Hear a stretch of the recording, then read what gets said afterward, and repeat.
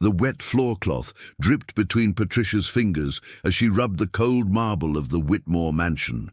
The expensive scent of freshly placed flowers in the vases mixed with the strong smell of the cheap disinfectant she carried in her purse.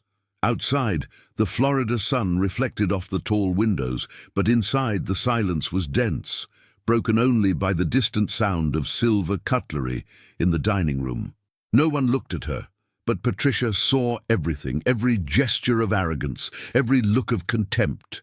Behind the simple uniform and the tired face, there was a courage that no one imagined. In that luxury home, where the hallways displayed family portraits and imported tapestries, Patricia carried her own grief alone. An immigrant, a single mother, invisible to the powerful, she found in little Emily a reflection of herself. The girl, fragile in her wheelchair, was only 7 years old and already knew the weight of rejection. How many women have endured humiliations like this in silence, swallowing tears so as not to lose the little they had? But Patricia still didn't know that her life would change in that place. By defending the child, he would arouse the fury of those who hid dark secrets. And when the truth came out, no one would come out unscathed. But before we dive into the heart of this story, I need you to know one thing. Evil does not always hide in the dark streets of the city. Sometimes it lives behind the most luxurious walls, where silk curtains cover tears and stifled screams. Patricia believed she was just cleaning a mansion, but she would soon be witness to something so cruel that it would forever mark her life and that of the girl she swore to protect. Within those cold corridors, an ancient secret was waiting to surface, a secret capable of destroying an empire and putting the cleaning lady in the target of the fury of the powerful.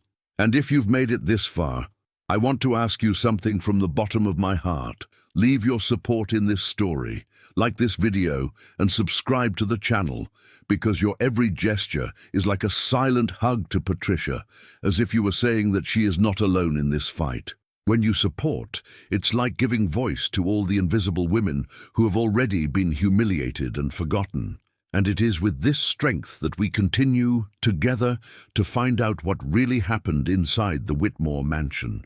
The morning sun shone through the heavy curtains of the Whitmore mansion, reflecting off the polished mahogany furniture and artwork that decorated the hallway. Patricia, with her simple uniform already dampened by sweat, ironed the cloth carefully, trying not to leave marks on the marble floor that seemed colder than the house itself. It was only her 3rd day there, but the weight of opulence already made her feel small, almost invisible. As he collected a bucket of water, a sound cut through the silence, a high-pitched, childlike scream, loaded with pain. She stopped, her heart racing. The sound was coming from the room at the end of the hallway. By instinct, Patricia dropped the bucket and ran, the echo of the footsteps betraying her haste. As she opened the door, the scene hit her like a punch. Emily was on the floor, her skinny little arms stretched toward the wheelchair that had been pushed away. The girl's face was wet with tears, and her broken voice said words that pierced the cleaning lady's chest. "I'm ugly. I'm defective. No one will ever love me." Next to her, Margaret Whitmore stood, flawless in her navy blue dress, a necklace of pearls gleaming around her neck. The matriarch's cold gaze revealed no compassion. "Get up alone, Emily. The world won't carry you in its arms." His voice sounded like a sharp blade, cutting through any hope. Patricia felt her blood run cold. For a moment, she was paralyzed. She knew that she should not interfere, that her position in that house did not allow her to confront her mistress. But there was something stronger than fear, the memory of her own daughter, who had so often also felt rejected for being poor, for not having what others had. Patricia took a deep breath, knelt next to the girl, and gently held her face. "Hey, princess, you're not ugly. You have the most beautiful eyes I've ever seen." Emily widened her eyes. For the first time in a long time, his expression changed. A small glimmer of hope appeared, as if those words were the first ray of sunshine after an endless storm. Patricia lifted her carefully, supporting the girl's light body to the chair. "Here's your princess throne," she said, forcing a smile. Emily smiled back, shy but true. This small gesture, however, was enough to ignite Margaret's fury. The lady's face flushed, her lips quivered. "Who do you think you are to go against my word inside my own house?" With a sudden movement, he grabbed Patricia's arm and pushed her away from the girl. "You're paid to clean, not to play with dolls with cripples." The words hit Patricia like stones. She stumbled, fell to her knees on the cold floor, and before she could get up, Margaret pointed to the marble floor. "Since you like to kneel, stay like this. Clean the floor with your bare hands. That's where people like you belong." Patricia swallowed. The tears burned, but she held them back. Trembling, she ran her hand over the gleaming floor, while Emily, still in her chair, watched her with eyes full of panic. Every move of the cleaning lady seemed to weigh tons, not because of the physical effort, but because of the humiliation of being reduced to nothing in the face of the child's innocence. And it was at that moment that something changed. Patricia felt a deep pain, but also a flame born inside her. How many women have been brought to their knees without being able to react? How many had to swallow insults in order not to lose their children's livelihood? How many have swallowed tears in silence so as not to appear weak? If you've experienced this, leave your comment, because the pain of humiliation is universal and needs to be said. The sound of the door opening broke the moment. Steady steps came up the stairs, and when Patricia looked up, she saw Richard Whitmore standing on the doorframe. The millionaire had a frown, a confused look. His eyes scanned the scene in silence. The granddaughter huddled in her chair, her mother-in-law standing like a cruel queen, and Patricia on her knees, her hands red from scrubbing the floor. For a moment, the silence seemed eternal. Richard's gaze met Patricia's, and something passed between them, a quiet understanding, an unanswered question. "What's going on here?" His voice echoed firmly, harsher than he intended. Margaret, quick as a snake, changed her countenance. "Ah, Richard, thank God you have arrived. This girl was hindering Emily's development. I just want her to be strong." Richard looked at his daughter, his face still red from crying. Emily called to him in a weak voice, "Daddy." He walked over and listened as she whispered, "Grandma hid my chair again." Richard's eyes were fixed on the wheelchair, far from the bed, just as his daughter had said. He turned to Margaret, confused. Why was the chair far away? The matriarch took a deep breath, haughty. "I was teaching the girl to be independent. The world will not pity her." But something inside Richard stirred. The discomfort grew like a weight on his chest. He looked again at Patricia, who remained on the floor, motionless, her tears hidden. It was as if the millionaire saw for the first time the pain that his home hid. And in that moment, Patricia realized that she was not alone in the fight. But what would come next could be even more cruel. After all, what happens when the truth starts peeking under luxury rugs? And how far would Margaret's cruelty be willing to go to keep the silence of the mansion untouched? That same afternoon, when Richard left the room, leaving his daughter calmer and his mother-in-law in forced silence, Patricia remained there, her heart racing. Emily held his hand as if she was afraid to let go, and that small gesture was enough to awaken in the cleaning lady a strength she didn't know she had. In the following days, Patricia's routine changed without her realizing it. She was no longer just the woman who scrubbed floors and polished furniture. It was also the company that transformed the girls' days. Sitting together on the carpet, among cleaning cloths and scraps of forgotten fabrics, they invented improvised dolls with hair elastics and loose buttons. Emily laughed, a fragile laugh full of innocence which broke the heavy silence of the mansion. For Patricia, each smile was a miracle. For Emily, it was like believing again that she could be a child again. The bond grew in secret, discreet, like a flower that sprouts in the middle of the concrete. But Margaret, even though she was not always present, had eyes everywhere.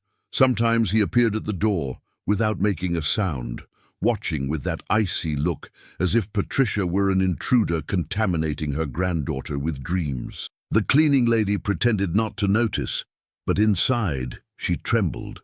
Still, he did not back down. When Emily asked Patricia to teach her how to put on makeup, using a forgotten lipstick on the dressing table, the cleaning lady smiled and accepted, applying the light color to the girl's lips gently. "Look in the mirror, princess," she said tenderly. Emily's eyes lit up like never before, as if she could finally see beyond the wheelchair. It was at that moment that Patricia realized that her presence had a purpose greater than any salary, to restore dignity and hope to a wounded child. But the mansion, with its silent corridors and closed doors, hid more than pain. It hid secrets. And Patricia still had no idea that her innocent affection would soon become a threat to whoever ruled that house with an iron fist. After all, how far would Margaret be willing to go to prevent her granddaughter from smiling again? The afternoon was falling golden over Miami, tinting the huge windows of the Whitmore mansion orange. But inside the house, the atmosphere was as heavy as lead. Patricia was sitting on the carpet in Emily's room, her hands skilled at turning scraps of cloth into small makeshift dolls. Emily laughed softly, hiding her laughter between her teeth, as if that moment was a precious secret between them. Each doll, hastily sewn with embroidery threads forgotten in the drawer, represented a victory against the silence and sadness that enveloped her. But the door to the room opened without warning, and the imposing figure of Margaret appeared on the doorstep, her eyes flashing like blades. The sound of the jump echoed hard across the floor as she advanced to the two of them, snatching the dolls from her granddaughter's fragile hands. "What is this? Dirty pieces of cloth? That's not a Whitmore's toy." Contemptuously, he threw the dolls into the silver trash, and the dry crack of the metal made Emily shudder. The girl shrugged, her eyes filled with tears, unable to react. Patricia, instinctively, reached out as if to rescue the small lost treasure, but stopped mid-gesture, feeling the weight of standing before a wall of cruel authority. Margaret turned slowly to the cleaning lady, her mouth twisted into a cold smile. "Do you think you can fill my granddaughter's head with cheap illusions? Who do you think you are? A cleaning lady has no right to teach anything but silence and obedience." Each word fell like a stone on Patricia, who lowered her eyes so as not to cry, but her heart burned inside. Emily cried silently, squeezing the arm of her chair as if she wanted to disappear. "And you, Emily, stop clinging to these people. It will end up even weaker than it already is." Margaret's voice sounded like poison. Patricia felt a lump in her throat. It was as if the mistress had not only destroyed the toys, but had taken away from the girl the chance to dream. "If I see you again disrupting my granddaughter's education, you will be out of this house in no time," Margaret added, raising her chin like a judge dictating sentence. Patricia nodded with a slight shake of her head, but inside something broke. It wasn't just the fear of losing his job, it was the indignation of seeing a child being crushed by words that hurt more than whippings. In that suffocating silence, she realized that she was in an invisible war, a battle she had not asked to fight, but from which she could not escape, because, while Margaret used power to humiliate, Patricia used only the strength of her heart. And in that room, full of shadows, the certainty was born that the confrontation between the two was just beginning. But how far would such a powerful woman be willing to go to maintain her authority and silence the voice of the girl and the cleaning lady who dared to defend her? The Whitmore mansion's kitchen smelled of freshly baked bread and imported spices resting in glass jars on the shelf. It was the only place in the house that seemed to have life, the only space where luxury mixed with human warmth. Patricia entered there after an exhausting day, with heavy shoulders and hands still red from overwork. Helen, the cook, the grey-haired, deep-looking cook, was stirring a pot on the stove, the steam rising like a veil of smoke. Noticing the cleaning lady's presence, she turned and smiled discreetly, but there was something in this woman's eyes that wasn't just sympathy, it was caution. "Sit down a little," Helen said quietly, pulling out a chair. Patricia obeyed, finding the invitation strange. The silence lasted for a few moments until Helen approached, wiped her hands on her apron, and spoke almost in a whisper. You have to be careful. This house is not just what it seems." Patricia looked at her in surprise, her heart racing. Helen continued, choosing each word precisely. "Mrs. Margaret is not only harsh, it is dangerous. She and the family's lawyer, that Charles Donovan, control everything in here. Even Mr. Richard, with all the fortune he has, lives in their hands." The cleaning lady felt a chill run down her spine. It wasn't hard to believe. He had seen with his own eyes how the matriarch crushed her granddaughter mercilessly. But Helen didn't stop there. Since the death of Caroline, Emily's mother, everything has changed. Mr. Richard lost his daughter, and since then he has never made a decision without Margaret or Donovan being around. And there are people who to this day whisper that that car accident was not really an accident. Patricia widened her eyes. She'd heard Caroline's name a few times in the hallways, always in quick, shadowy conversations, but no one ever spoke of her openly. Helen lowered her voice even more. "Caroline has discovered things she shouldn't, and he paid dearly for it." The silence that followed was dense, almost suffocating. Patricia looked at her own hands on the table, wondering what it would be like to carry such a big secret. She took a deep breath, and in that moment of fragility, she felt a crushing weight in her chest. Not only fear, but the loneliness of someone who knew too much and could not share it with anyone. She followed in silence, carrying that weight that no one saw. And if you're following this story right now, feeling touched by all this, leave a like and subscribe. It is the most beautiful way to show that this pain has not gone unnoticed, to show that Patricia is not alone on this path. Helen lightly touched her hand, as if it were a mother trying to comfort a daughter. "Protect Emily," he whispered. "The girl is all that's left of Caroline, and that's why they want to mold her at any cost." Patricia closed her eyes for a moment. Helen's every word was like a nail fixing a painful truth. There was more to this mansion than marbles, expensive rugs, and family portraits. There were secrets hidden under the golden walls, and she was already too involved to leave. When she opened her eyes again, the pot on the stove crackled, and the strong aroma of spice spread through the air. But what Patricia felt was not hunger. It was fear, and also a question that throbbed within her.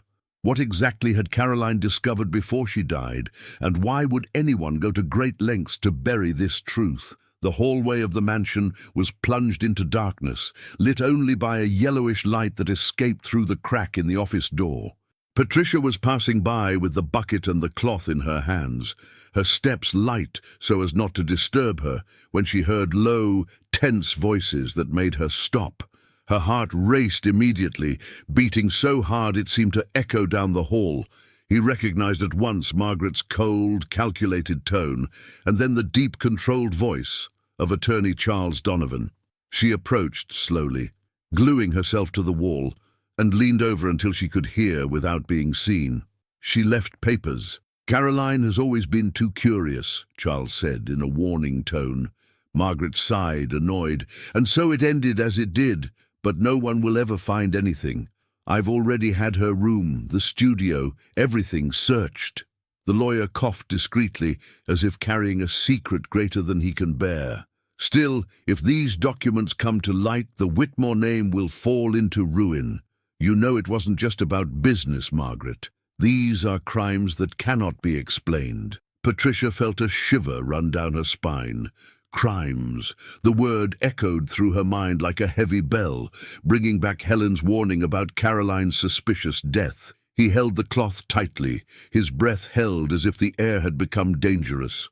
Margaret then approached the lawyer, her voice hard as ice. "Then try to make sure everything stays buried. I don't care about the price, nor with anyone who needs to be silenced." Patricia almost dropped the bucket. The noise would have been her condemnation. He took a step back, but the wooden floor creaked slightly. The silence on the other side of the door made his entire body freeze. For a moment, it seemed as if someone would open the door, but the voices returned, now lower, conspiratorial, and she retreated quickly, hiding in the service stairs. His heart pounded in his ear, his hands trembled, and every fibre of his body screamed for him to go away, to pretend not to have heard anything. But something inside her, stronger than fear, pushed her to keep that fragment of truth. Suddenly he realized that his daily humiliation, the insults, the looks of contempt, were only the reflection of an even darker force. What was hidden in those walls was bigger than she could have imagined. And as she walked down the stairs, her steps trembling and her heart crushed, a question throbbed in her mind. How far would these people be willing to go to protect the secret Caroline left behind? On Monday morning, the Whitmore mansion seemed to breathe tension. Margaret came downstairs with a necklace of pearls gleaming around her neck and a silent fury plastered on her face. In his hands, he carried a small, open velvet box, displaying an emptiness that spoke louder than any words. "The jewels are gone," he announced theatrically, his voice reverberating through the walls as if it were a court sentence. Richard looked up from the newspaper, confused, while Emily, still in her pajamas, watched her grandmother with a startled look. Patricia, who was discreetly cleaning a nearby sideboard, felt her heart stop for a moment. Margaret turned slowly, her eyes narrow as knives, and pointed at her. "The only new thing in this house? It's you." A heavy silence fell over the room. Richard's gaze wavered between incredulity and distrust. Charles Donovan, the lawyer, adjusted his glasses with studied calm, as if he had already prepared the ground. "With all due respect, Mr. Whitmore, but it would be prudent to call the authorities. The evidence is clear. Jewels don't disappear on their own." Patricia opened her mouth, but her voice wouldn't come out. He felt his legs tremble, his sweaty fingers clinging to the cleaning cloth. "Never have I ever... I never..." tried to say, but Margaret interrupted her with a dry laugh. "It's always the same story. Humble people think they can take a piece of what is not theirs." Emily, teary-eyed, ran over to Patricia, hugging her waist. "It wasn't her. Dad, believe me, it wasn't Patricia," he pleaded, but his childish voice seemed to be lost in the luxurious hall, drowned out by the authority of adults. Richard took a deep breath, looking at his daughter, his mother-in-law, and the cleaning lady on her knees. He wanted to believe it, but Margaret's sharp words echoed within him, fueled by Charles's calculated steadfastness. The weight of doubt crushed him. Patricia, with silent tears in her eyes, raised her head and stared at Richard. There was no anger in her eyes, only pain, the pain of being judged not by what she did, but by what she was. She knew that, for them, her uniform, her worn hands, and her foreign accent were enough to look guilty. And at that moment a universal truth crossed your heart. There is no greater humiliation than being accused of what you would never do, just because you do not have the power to defend yourself. And that's why you need to stay with me until the end of this story. Because the most remarkable moment is yet to come, and when the truth comes out, it will have the weight of all the injustices that have already been silenced. Margaret continued her spectacle of accusation, feigning pain, as if she had been personally betrayed. Charles reinforced it with measured phrases, insinuating that the case could tarnish the family's reputation if it was not resolved. Helen, from the kitchen door, watched everything in silence, her face pale as flour. She wanted to talk, but fear kept her still. Richard closed his eyes for a moment, as if searching within himself, but the environment seemed to conspire against Patricia's innocence. Emily, crying, insisted, "She's good, Dad. She helps me. She takes care of me." His words were like seeds thrown on stone soil.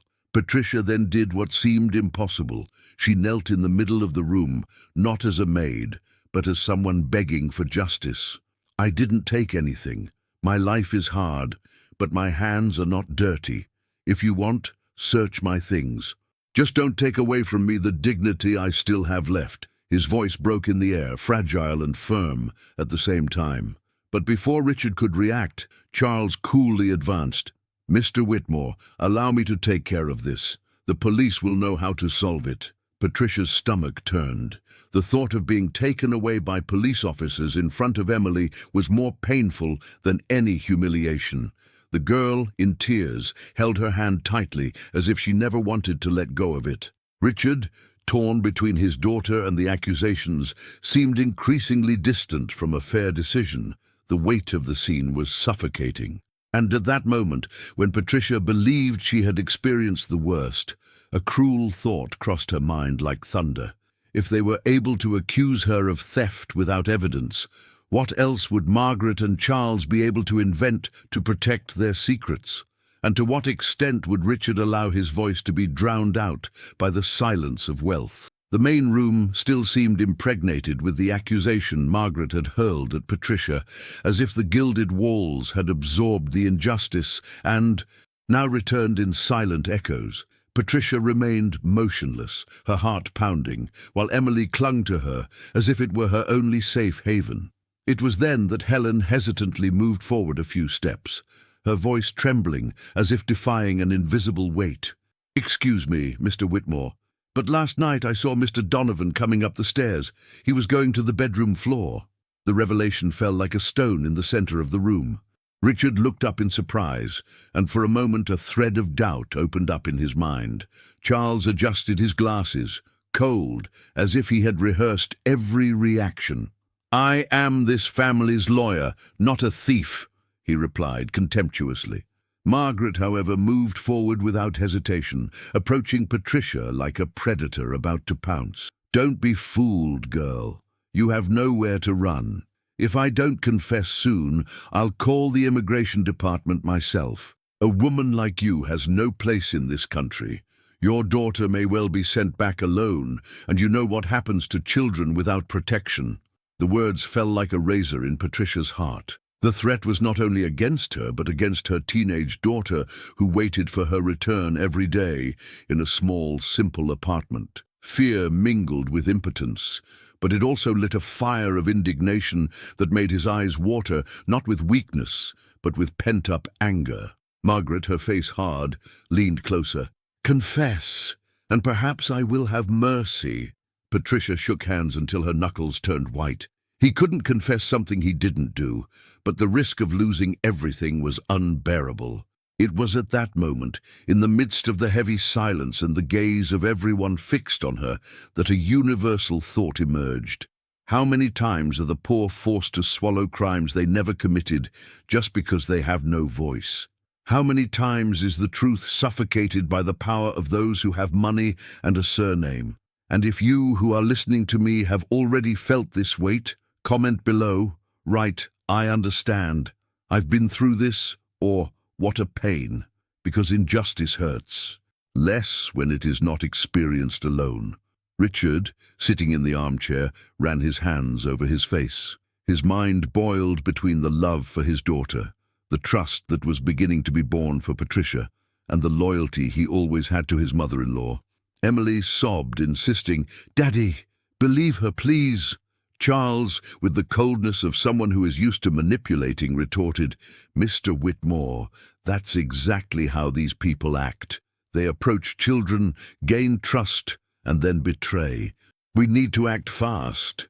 Helen lowered her eyes, as if she feared the consequences of what she had said, but the seed of doubt was already planted. Patricia took a deep breath, and with a choked but firm voice, stared at Margaret.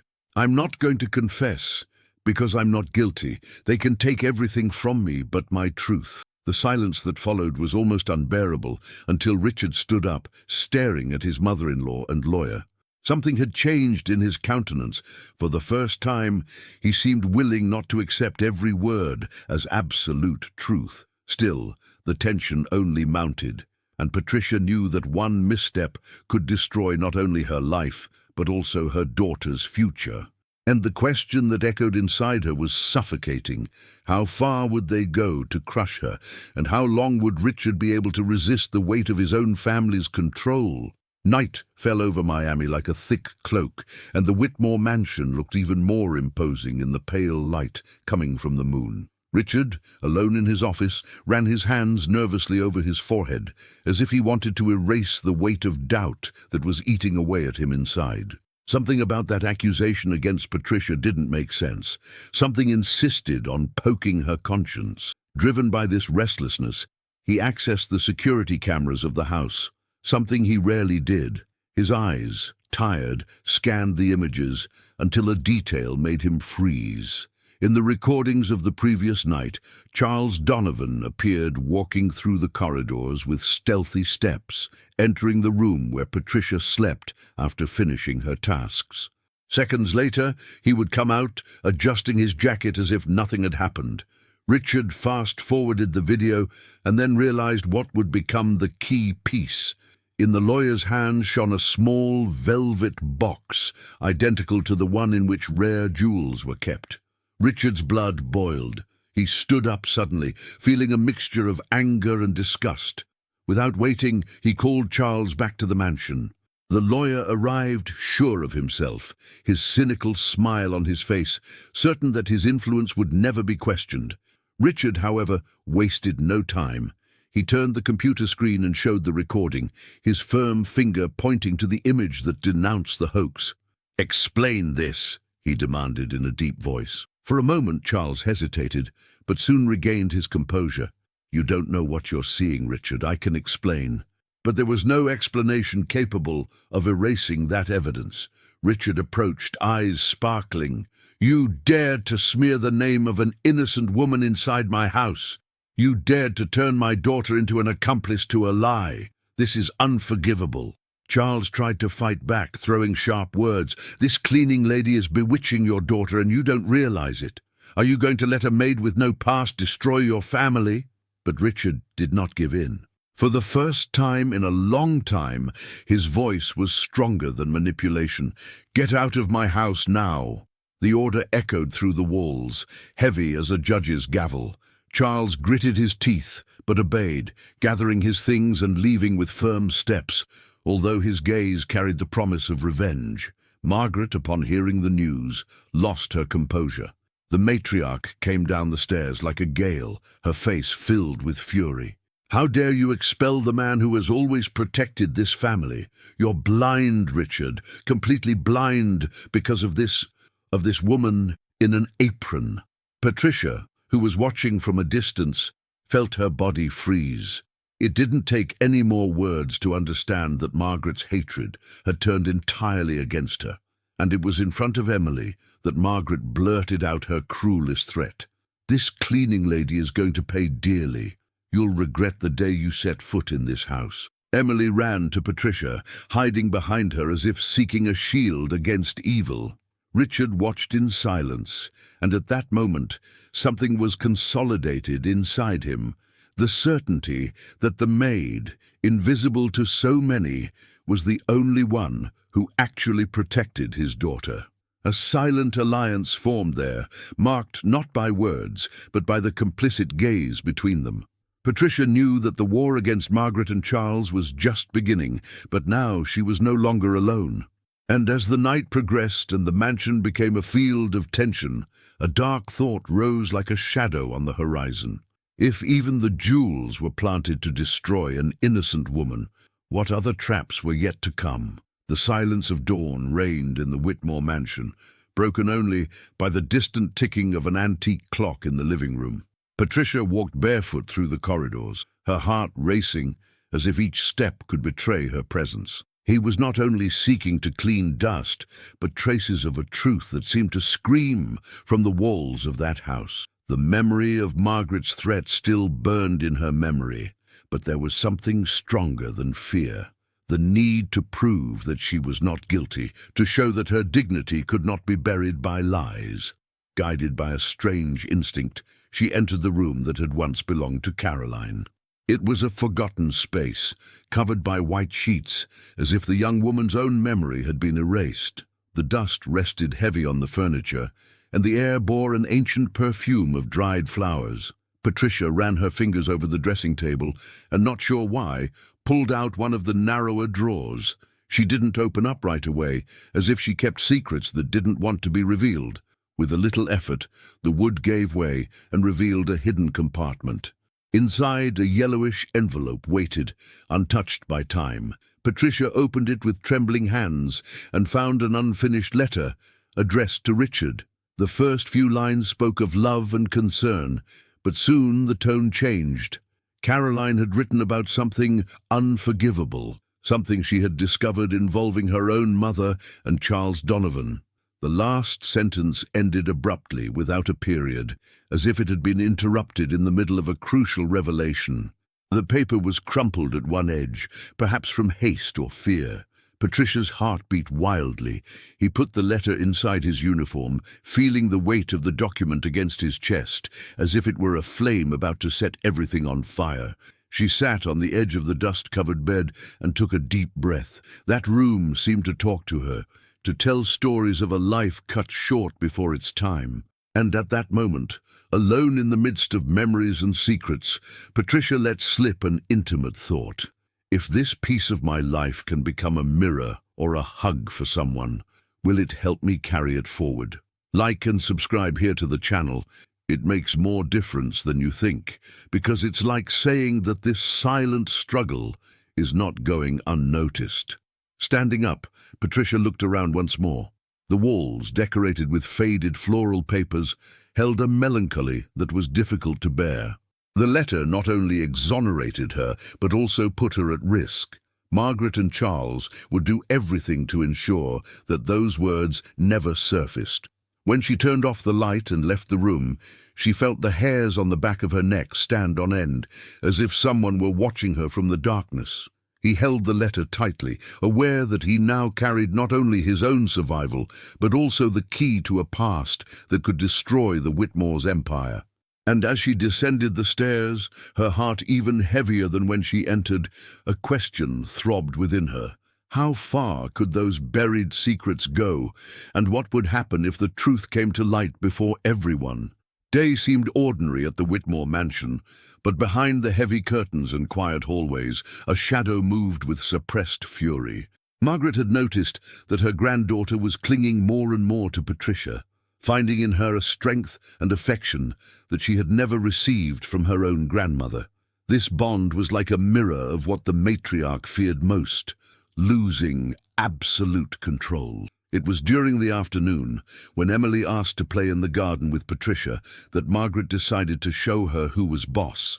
With steady hands and an icy stare, he dragged his granddaughter into a dark closet upstairs, locking the door with a metallic snap. "Inside here you will learn to obey," he said, ignoring the girl's desperate cries.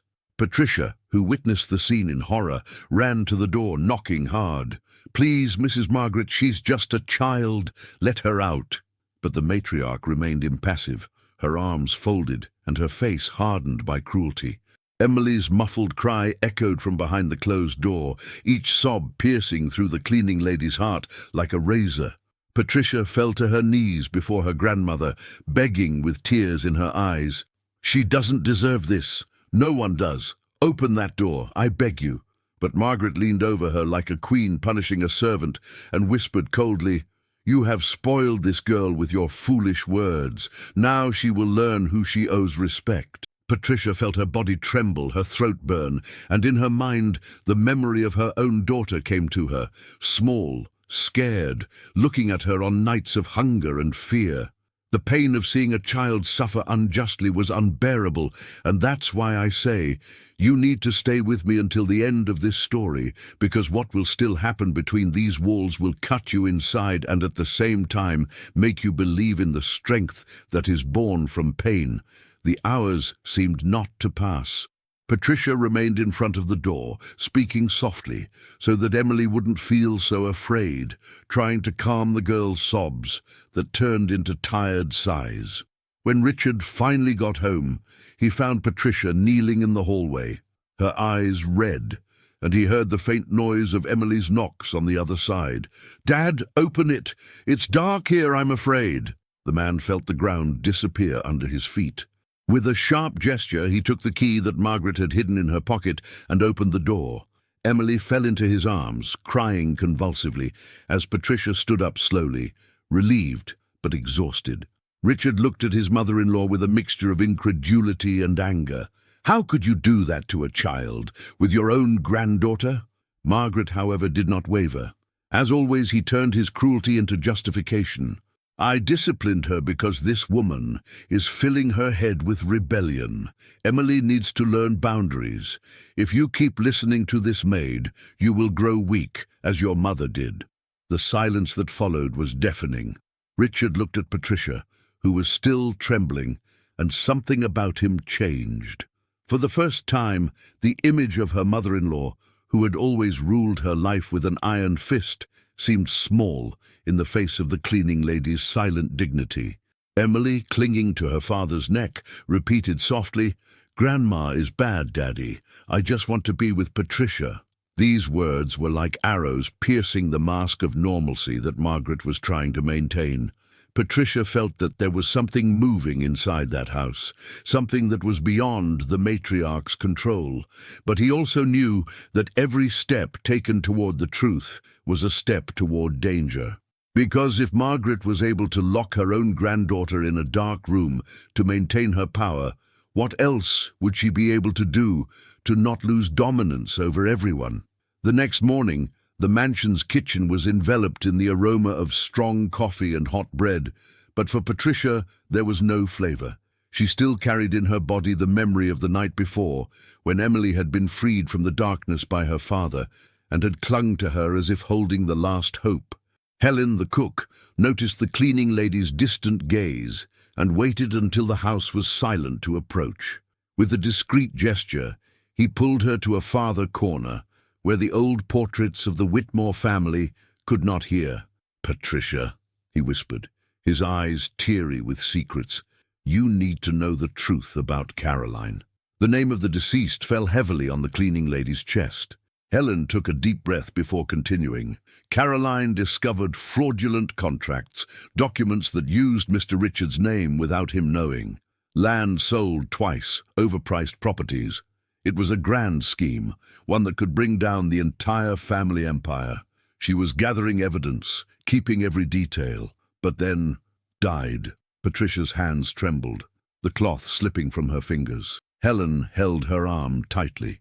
"Can you really believe it was an accident? Her car failed on the road, but many say it was sabotage. And guess who disappeared with the papers?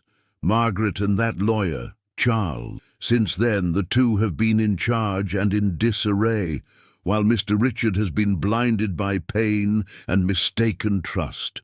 Patricia felt her heart race, as if she had finally found the missing link to put together the loose pieces she observed in the corridors. Caroline's unfinished letter now made even more sense. Every word Helen handed him was like a stone pulled from a wall, revealing what was hidden behind.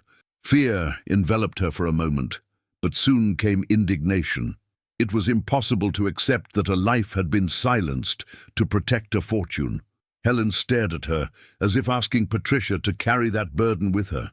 "I know you have nothing to do with it, but you've noticed that the girl feels safe only by your side. Caroline wanted just that, someone who saw Emily as she was, not as a burden. Perhaps, maybe you'll be the one who can finish what she started." The words echoed deeply, and Patricia, for the first time since entering that house, did not feel only fear or humiliation. He felt purpose. It was as if all the suffering she had endured had led her there, to protect the child and unmask the empire built on lies. He took a deep breath, discreetly wiping away a tear. "I'm nobody, Helen. I only clean the floor of this house. But if Caroline died for the truth, I can't go on living as if I hadn't heard anything. I need to act." Helen nodded, clasping his hands tightly. "But do it carefully. One misstep, and you will be the one who pays the price." That morning, lying on her small bed in the servants' room, Patricia lay awake for hours, with Caroline's letter hidden under her pillow. Each interrupted sentence seemed like a cry for help from beyond. She thought of Emily. She thought of her daughter who depended on her outside of there. She thought of all the invisible women who had already been silenced for not having a voice. The fear was still there, but now there was something greater, the quiet courage of those who could no longer bear just to survive. And as the first rays of sunlight poured in through the narrow window, Patricia laid out her plan in silence. She needed to find evidence. She needed to show the truth. But deep down, he knew that this path would be like walking on shards of glass, and the question that tormented her was inevitable. How far would Margaret and Charles go to keep buried the secret that had already cost Caroline her life? The Whitmore mansion was lit up like never before that night. Crystal chandeliers cast golden reflections over shimmering dresses and starched suits, while laughter and tinkling glasses filled the main hall. It was Richard's annual charity party, but it was Margaret who really reigned there, who slid among the guests with the pose of an untouchable queen. Patricia, in her discreet uniform, went almost unnoticed in the corners, balancing trays with glasses and collecting used napkins, invisible as always. But the cleaning lady's attentive eyes did not miss a single detail. Among a group of local businessmen and politicians, she saw Charles Donovan approach Margaret. He carried a brown envelope, discreetly pressed against his body. The way he leaned to speak in her ear, handing the object with the dexterity of someone who is used to hiding secrets, made Patricia's heart race. Margaret received the envelope without looking around, sliding it quickly into the leather bag. The scene lasted seconds, but for Patricia it was enough. I knew there was something there that couldn't be ignored. With light steps, pretending to be collecting glasses, she followed the matriarch until Margaret disappeared towards the upper floor. Instinct spoke louder. Patricia left the tray on a side table and ventured down the aisles, ignored by the guests who laughed out loud in the hall. He went through the service stairs and reached the office door, which was just leaning against it. He peeked through the crack and saw Margaret putting the envelope away in a locked drawer before hurrying back to the party. When she heard her walk away, Patricia pushed the door carefully and went inside.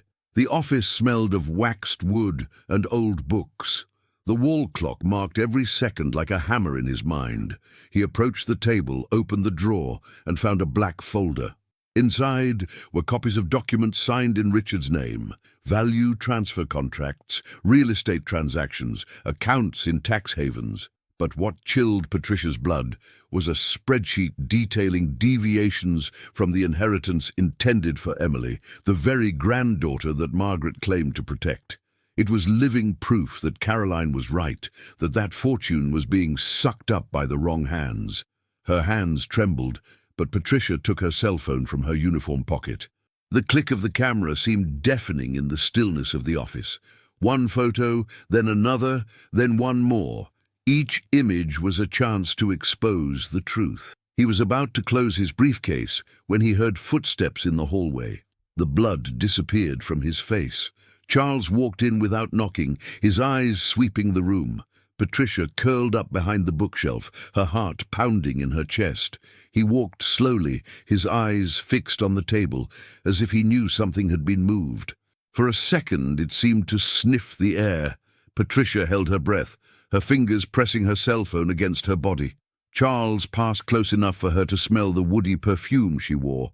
He stood there for a few moments in silence, before finally leaving, slamming the door shut. Patricia almost fell with relief, but she knew she wasn't safe. He put the papers in the same place, arranged everything as he had found it, and hurriedly went down the service stairs. In the hall, the guests continued to laugh, toast, and talk about millionaire figures. For them, nothing happened but the lights and the music. For Patricia, however, the world had just changed. Now, she had something in her hands that could save Emily, but it also put her own life in mortal danger. And as he returned to work, with the mechanical smile of someone who invisibly serves the rich, the question that echoed in his mind was inevitable. How much time would he have before Charles discovered that he was not alone in that room, and that the Whitmores' secrets were no longer so well guarded? The morning after the party, the mansion seemed asleep under the weight of the previous night's excesses. Patricia walked the halls in silence, her cell phone hidden in her pocket with the images she had captured, when a shiver ran down her spine. Charles was waiting for her in the living room, sitting like a patient predator. The lawyer adjusted his glasses, the cold smile drawn on his lips. "We need to talk, miss." The low voice carried a hidden threat. Patricia, with no way out, entered slowly, closing the door behind her. He stood up, approaching in calculated steps until the distance between the two became suffocating. Do you think I didn't notice? Someone has been messing where they shouldn't. And if I find even one proof that it was you, immigration will be the first to know. Want to see your orphaned daughter, Patricia? Do you want to see her alone in a country that won't recognize her?" The words cut deep, but she kept her gaze down, taking a deep breath so as not to let the fear show. Charles continued more cruelly. "No one will believe you. It's just a maid, invisible, disposable." Patricia felt her throat dry up. He didn't know that behind the half-open door was Emily, hidden, the tablet propped up against her small chest. The girl, with the courage that was born of desperation, pressed the record button. The lawyer, intoxicated by his own arrogance, did not notice. He brought his face close to hers and whispered, "I need to get rid of you before you find out more than you should." Patricia's heart raced. It was the confession that no one would ever believe without proof. On the other side of the door, Emily held the device tight, her hands sweaty but her eyes determined. When Patricia walked away, seeking strength, the lawyer laughed. "Do you think you can fight me? I built this house of lies, and I know how to bury anyone who gets in my way." The cleaning lady swallowed her tears, but did not lower her head. Inside, there was something growing, a resistance that could no longer be stifled. After Charles left, Patricia collapsed on the couch, shaking. Emily rushed in, tablet in hand, and showed the recording. "I took it all, Patricia, he said. He said he wants to get rid of you." The girl was panting, her eyes still wet with fear, but there was hope in her smile. Patricia hugged the child tightly, feeling that they were no longer alone. That test was small, but enough to start turning the tide. That night, lying on her narrow bed, Patricia held the tablet to her chest, as if it were a shield. I knew that that video was not just a record, it was the voice of truth beginning to break the silence. But he also understood that, from then on, the fight would become even more dangerous. And the question that consumed her was inevitable. When Charles's mask finally falls before Richard, what even darker secrets would come to light with it? The main room of the mansion was lit only by the central chandelier, casting heavy shadows over the family portraits that decorated the walls. Richard paced up and down, his face full of tension, until he stopped in front of the fireplace and called everyone out in a firm voice that brooked no refusal. Margaret stepped down the stairs, the pearl necklace trembling slightly around her neck. Charles appeared close behind, adjusting his glasses with the calculated calm of someone who always believed he controlled the situation. Patricia, hesitantly, walked in, holding Caroline's folded letter to her chest, as if it were a piece of the very truth that the world tried to bury. Emily came beside her, clinging to the hem of her uniform, and Helen came full circle, silent but attentive. The air seemed dense, charged with an invisible electricity. Richard broke his silence. "I want answers. This house is sunk in lies, and I will no longer live with my eyes closed." The voice echoed through the room, and no one dared to answer immediately. Patricia, with her heart racing, took a step forward. With trembling hands, he opened the letter and began to read. Caroline's words sounded like a cry from the past. Warnings about forged documents, about financial manipulations, about something unforgivable committed by Margaret and Charles. The letter ended abruptly, making it clear that Richard's daughter had not had time to complete the complaint. Margaret smiled contemptuously. "Unfinished letters prove nothing. This is the invention of a maid who doesn't know her place." Charles reinforced, his voice firm. "She's manipulating all of you. First he steals the jewels, now he appears with fake papers. She is an opportunist, a danger to this family." Patricia looked up, feeling the weight of all the humiliation she had already swallowed, and replied firmly, "I am not a thief. I never was. And if I keep silent, who's going to protect Emily? Who will honor Caroline's memory?" The words hung in the air like sharp blades. At that moment, Emily let go of the cleaning lady's hand, took a deep breath and pulled the tablet out of the backpack she hid behind her body.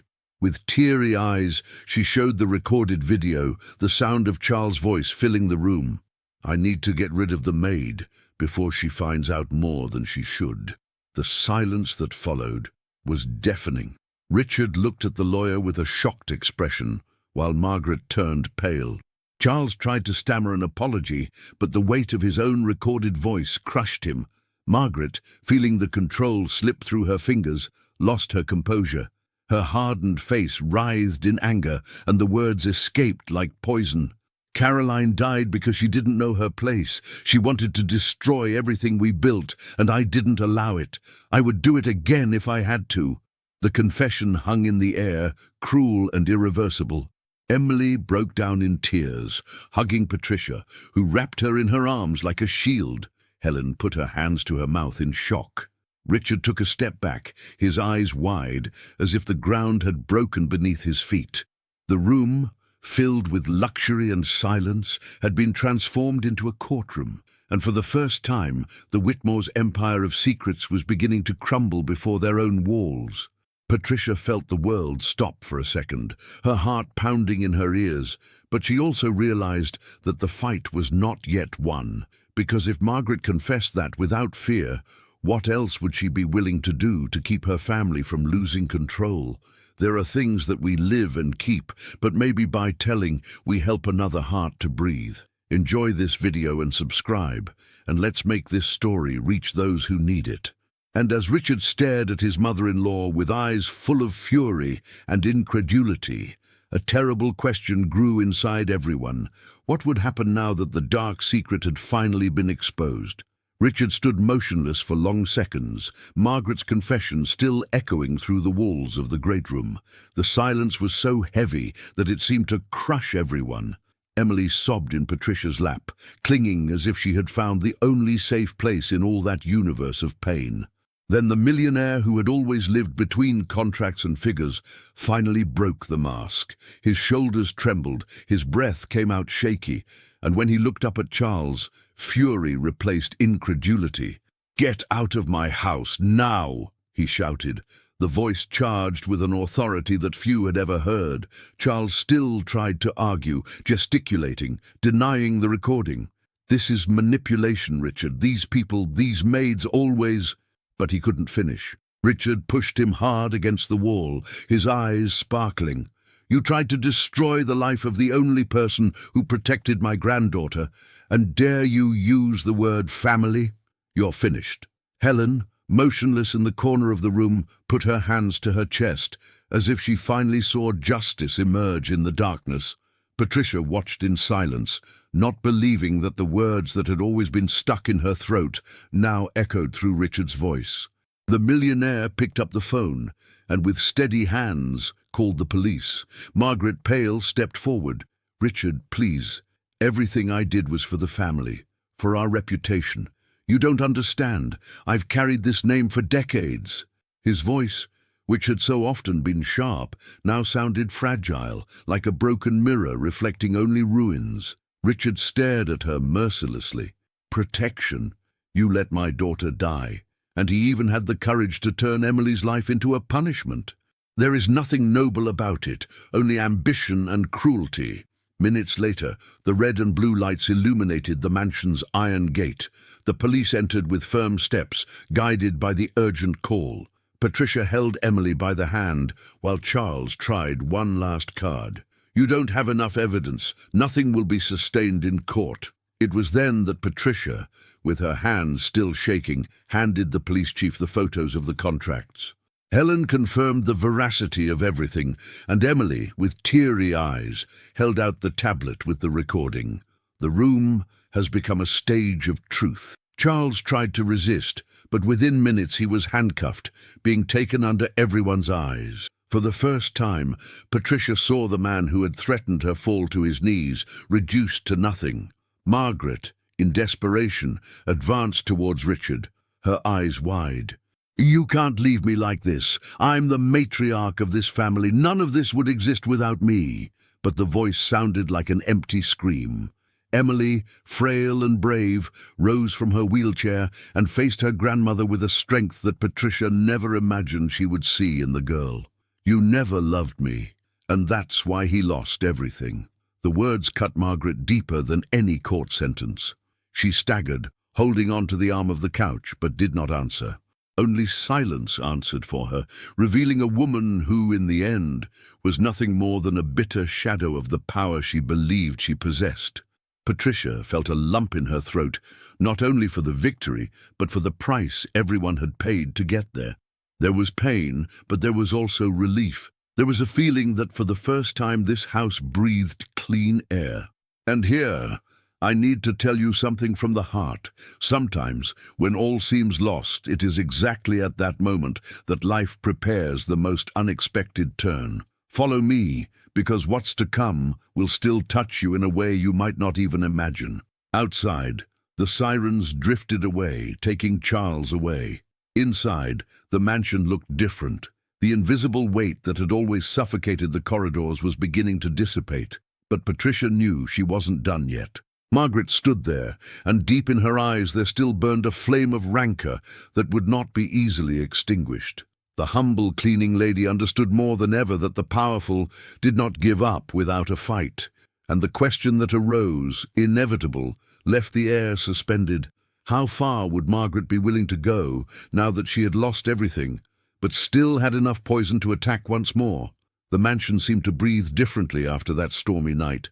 The shadows that had lurked in the hallways for years lost strength, and for the first time in a long time, the Whitmore house seemed like a place where truth had found room to flourish. Richard walked through the main room in silence, his eyes tired but steady. He had lost a lot, but at the same time he seemed to have recovered something even more precious: clarity. He approached Patricia, who remained standing, discreet, with her hands crossed in front of her, as she always did when she wanted to remain invisible. But this time there was no invisibility. Everyone saw her. Richard stood before her and said in a deep and earnest voice, "You risked everything for Emily, when no one else had the courage to face what was going on inside this house. As of today, I don't want you here as an employee.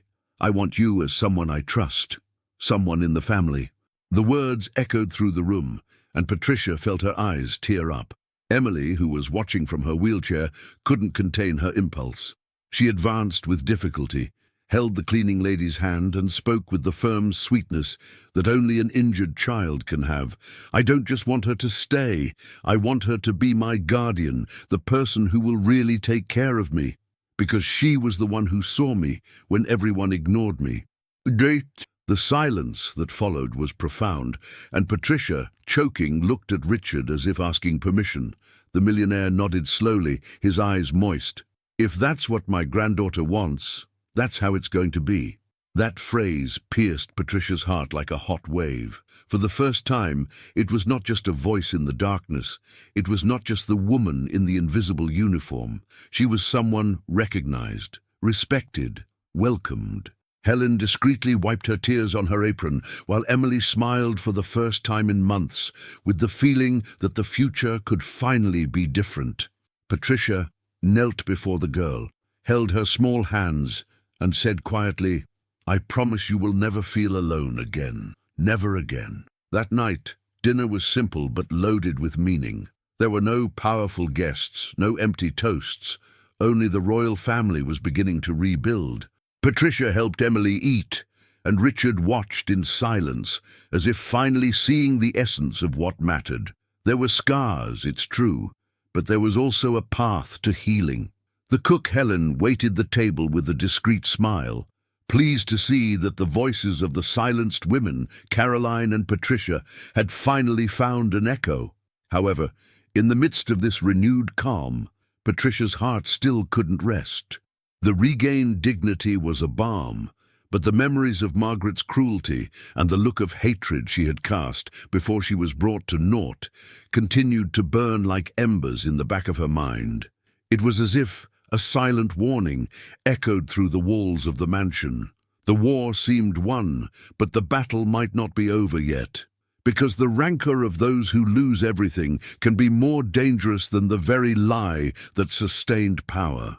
And the question that remained, suspended like a shadow about to move, was inevitable. Margaret's silence meant surrender, or the preparation for his last and cruelest blow.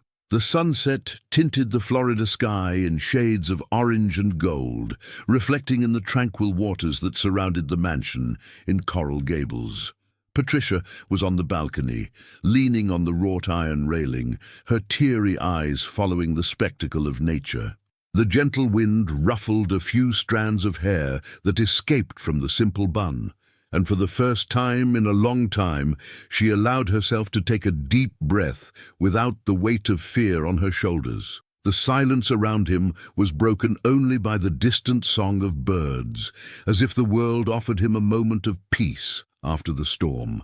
She closed her eyes and remembered the humiliations, Margaret's cold orders, the rough ground against her knees, the times she was called nothing. She remembered the loneliness of the nights in the servants' room, the tears hidden in her pillow, the constant fear of being deported and losing everything she had fought to conquer. But along with these painful memories came other images that warmed her heart. Emily's smile when she gained the courage to call back her wheelchair, the tight embrace when the girl called her family, the quiet courage that welled up inside her when she decided to face giants who always seemed invincible. Patricia raised her eyes to the sky in shades of fire and whispered a prayer. "Thank you, my God, for giving me strength when I thought I had no more. Thank you for allowing me to protect this child who just wanted to be loved. Thank you for showing me that dignity is not lost, even when they try to take it away from us." A tear ran down his cheek, but it wasn't one of sadness. It was one of relief, of gratitude. At that moment, Patricia understood that there was no greater victory than to remain on her feet after being pushed to the ground so many times. Emily emerged behind her, driving the wheelchair alone to the balcony. "Patricia, look how beautiful the sky is," he said with a fragile smile, but full of hope. The cleaning lady crouched next to the girl and hugged her. "It's beautiful, my princess. And do you know why? Because today he seems to be smiling at you." Richard watched from inside the room, his heavy gaze softened by that scene. For the first time in years, she saw her granddaughter happy, and that was enough to give her peace. In that sunset, Patricia realized that her life had changed forever. She was no longer just the invisible cleaning lady, but a woman who had found voice, courage, and purpose. The good may even suffer, he thought, but it is never defeated. This certainty lit up his heart. And though all seemed at last peaceful, there was something on the horizon, silent and uneasy, that she would not forget. Margaret had not accepted defeat. Patricia could feel, as if she felt the wind change direction, that the shadows had not yet completely gone. And the question that echoed, dark and inevitable, was, what would the fallen matriarch, now reduced to rancor and silence, do when she decided she still had the strength to strike her last blow? On a clear Sunday, the mansion's garden breathed a different air, as if even the flowers had decided to bloom again.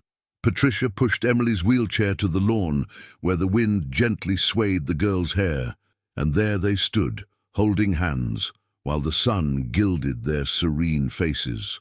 Emily looked up with a shy smile and said quietly, "You made me believe that I am beautiful and strong." Patricia shook her hand, feeling that every tear and humiliation had been worth it for that moment. Richard watched from afar, teary eyes, and muttered, "She saved us, Emily."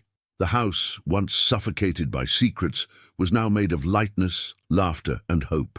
And perhaps this is the greatest lesson of this story. The good may even be crushed for a while, but it is never defeated. The quiet courage of a simple woman was able to expose lies, protect innocence, and transform lives.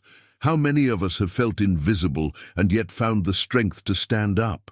If you have come this far with me, I thank you from the bottom of my heart for the company. Your like is like a hug that warms and supports this channel, and your subscription is like an invitation to meet again at the next cafe. Tell me in the comments which city you are watching. It will be beautiful to meet you too. And it activates the bell so you don't lose it when the coffee is ironed again. Because there are still many stories of cleaners that need to be told, each carrying a unique and exciting strength. Don't go away yet. Listen to the next true story that will appear on the screen. Always remember, each story carries a strength. Watch the next video here on the channel with another incredible story.